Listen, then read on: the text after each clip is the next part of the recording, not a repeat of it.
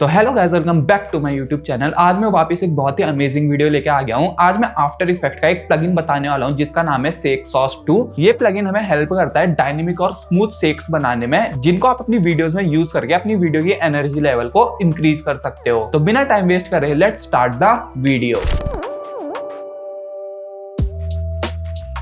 तो सबसे पहले मैं अपना आफ्टर इफेक्ट्स ओपन कर लेता हूं और मैं सिंपली न्यू प्रोजेक्ट में क्लिक करके एक नया प्रोजेक्ट बना लूंगा। फिर मैं सिंपली न्यू कंपोजिशन में क्लिक कर दूंगा और यहां से ओके पे प्रेस कर दूंगा और मैं 1920x1080 की कंपोजिशन बना लूंगा 30 fps की और मैं सिंपली ओके पे क्लिक कर दूंगा। फिर मैं फाइल में जाके यहाँ से सेव एज में चले जाऊंगा और सेव एज में क्लिक करके मैं सिंपली अपना एक फोल्डर बना लूंगा। मैं यहाँ पे एक न्यू फोल्डर बना लेता हूँ और इसको नाम दे देता हूँ शेक सॉस और मैं फाइल नेम में भी SS टाइप कर देता हूँ। फिर मैं इस प्रोजेक्ट को सेव कर लूंगा। फिर मैं सिंपली Ctrl+I प्रेस करके अपनी सारी वीडियोस को इंपोर्ट कर लेता हूँ जिन पे मैं ये प्लगइन यूज करने वाला हूँ। तो इस प्लगइन को ओपन करने के लिए आपको सिंपली विंडोज में चले जाने हैं, यहाँ से एक्सटेंशन में, और यहाँ पे शेक सॉस आ जाएगा। तो मैंने ये प्लगइन इंस्टॉल कर लिया था इसलिए मेरा ये विंडोज में आ गया है। तो आप देख सकते हो मेरा प्लगइन आ चुका है। मैं सिंपली इसको यहाँ पे डॉक कर लूंगा कुछ यहाँ पे, जिससे मैं इजीली इफेक्ट्स वगैरह को यूज कर सकूं। अगर आपको इसको फ्री में इंस्टॉल करना होगा तो आपको सिंपली डिस्क्रिप्शन बॉक्स में मेरे इंस्टाग्राम की लिंक मिल जाएगी। सिंपली उसमें क्लिक कर देना और मेरे इंस्टाग्राम के बायो में चले जाना। फिर वहां पे आपको टेलीग्राम की लिंक मिल जाएगी और मैंने अपने टेलीग्राम में इंस्ट्रक्शंस के साथ साथ इसको अपलोड कर दिया है कि कैसे इंस्टॉल करना है, जिससे आप इजीली इसको इंस्टॉल कर सकते हो। तो मैं पहले अपनी वीडियोस को इंपोर्ट कर लेता हूँ। मैं सबसे पहले अपनी वाली वीडियोस को ले आता हूँ और इसको राइट क्लिक करके यहाँ से ट्रांसफॉर्म में जाके फिट टू कॉम्प कर दूंगा और मैं इसको कुछ 4 सेकंड का रखता हूँ। फिर Ctrl+Shift+D प्रेस कर दूंगा और इसके आगे के पार्ट को डिलीट कर दूंगा। फिर मैं सिंपली अपनी नेक्स्ट वीडियो को इंपोर्ट कर लेता हूँ और मैं इसको कुछ यहाँ पे रख देता हूँ। तो हम शेक सॉस की मदद से यहाँ पे ट्रांजिशन बनाएंगे। इसको भी मैं 8 सेकंड के बाद डिलीट कर देता हूँ Ctrl+Shift+D प्रेस करके डिलीट। इसके बाद मैं अपनी नेक्स्ट वीडियो ले आता हूँ ये वाली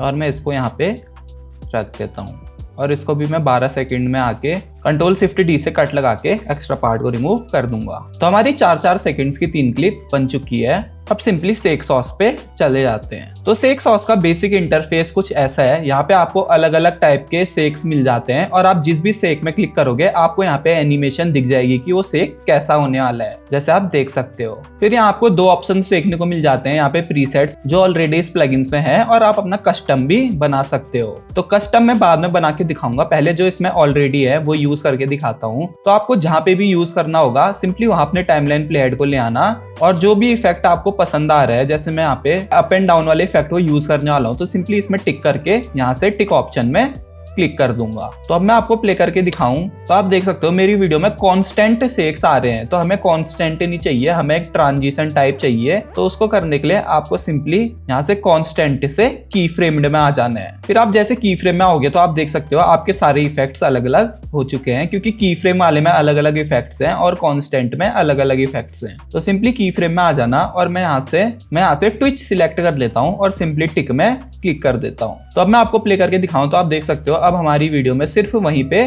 शेक आएगा जहां पे हमने टाइमलाइन प्लेहेड को लगाया था। देख सकते हो कुछ ऐसा।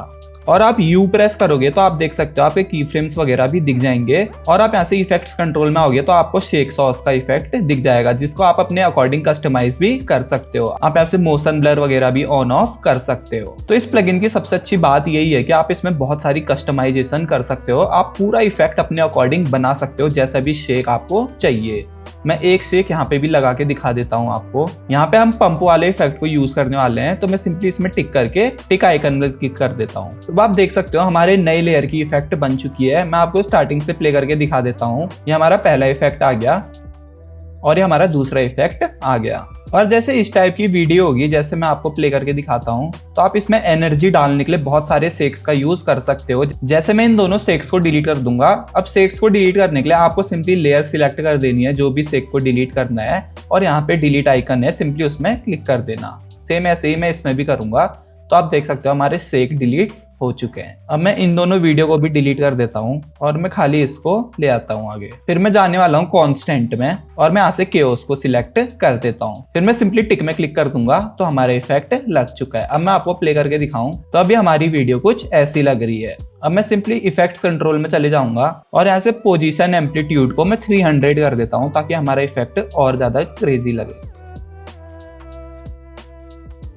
कुछ इस टाइप का।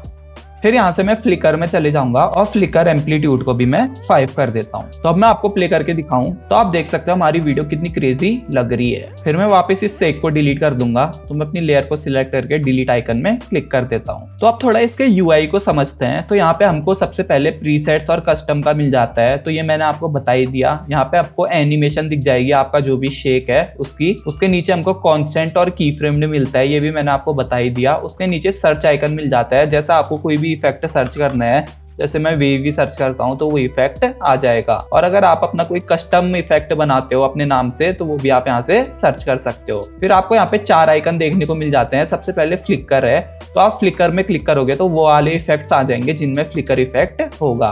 सेम ऐसे ही मोशन ब्लर में क्लिक करोगे तो वो सारे इफेक्ट्स आ जाएंगे जिनमें मोशन ब्लर होगा, पर ऐसा ही मिरर भी है। फिर उसके बगल में आपको कस्टम देखने को मिल जाता है, तो आप कस्टम में क्लिक करोगे तो आपके कस्टम इफेक्ट्स आ जाएंगे। अभी हमने कोई भी नहीं बनाया है तो यहाँ पे खाली है।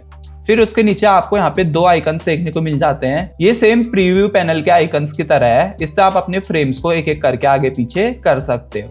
तो अब मैं आपको अपना एक कस्टम प्रीसेट बना के दिखा देता हूँ। तो मैं सिंपली यहाँ से कस्टम में चले जाऊंगा और कस्टम प्रीसेट बनाने के लिए आपको इस प्लस आइकन में क्लिक कर देना है। तो आप देख सकते हो आपकी लेयर बन जाएगी। फिर मैं सिंपली एम्पलीट्यूड को इंक्रीज करूंगा और यहाँ से फ्रीक्वेंसी को भी इंक्रीज करूंगा। तो आप इसको अपने अकॉर्डिंग कर सकते हो, जितना भी आपको बढ़िया लगे।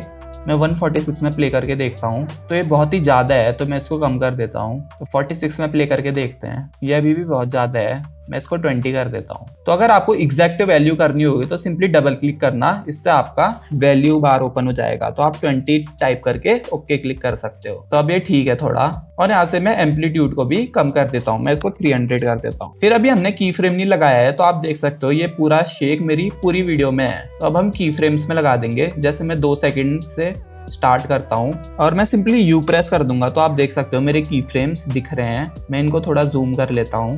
तो यहाँ पे हमारा की फ्रेम है। मैं कंट्रोल राइट एरो से 5 फ्रेम आगे चले जाऊंगा, 1 2 3 4 5, और मैं सिंपली एम्पलीट्यूड को 0 कर दूंगा। फिर मैं सिंपली इस की फ्रेम को कंट्रोल सी से कॉपी करूंगा और अपने की फ्रेम के आगे आके पेस्ट कर दूंगा। तो अब मैं आपको प्ले करके दिखाऊं तो आप देख सकते हो हमारा शेक सिर्फ यहीं पे है, ये यहाँ पे। ये थोड़ा ज्यादा ही फास्ट हो रहा है तो इसके की फ्रेम्स को मैं थोड़ा दूर दूर रख देता हूँ। तो अब मैं आपको प्ले करके दिखाऊं तो आप देख सकते हो हमारा इफेक्ट कुछ ऐसा लग रहा है। फिर आपको पोजीशन के बाद यहाँ पे हमको रोटेशन और स्केल देखने को मिल जाता है, तो आप वो भी ऐड कर सकते हो। आप स्केल वगैरह भी ऐड कर सकते हो, जैसे मैं यहाँ पे कर देता हूँ और मैं सिंपली की फ्रेम लगा देता हूँ और मैं थोड़ा आगे आके इनको 0 0 कर दूंगा। फिर सेम मैं अपने की फ्रेम्स को कॉपी करूंगा कंट्रोल सी से और यहाँ पे आके पेस्ट कर दूंगा, कंट्रोल वी। फिर रोटेशन एंड स्केल के बगल में हमको मिल जाता है फ्लिकर, मोशन ब्लर और मिरर वगैरह, तो आप इनको भी ऑन कर सकते हो। तो मैं फ्लिकर की वैल्यू को भी थोड़ा इंक्रीज कर देता हूँ। तो मैं इसको 2 पे रख देता हूँ, की फ्रेम लगा देता हूँ और स्टार्टिंग में आके मैं इसको 0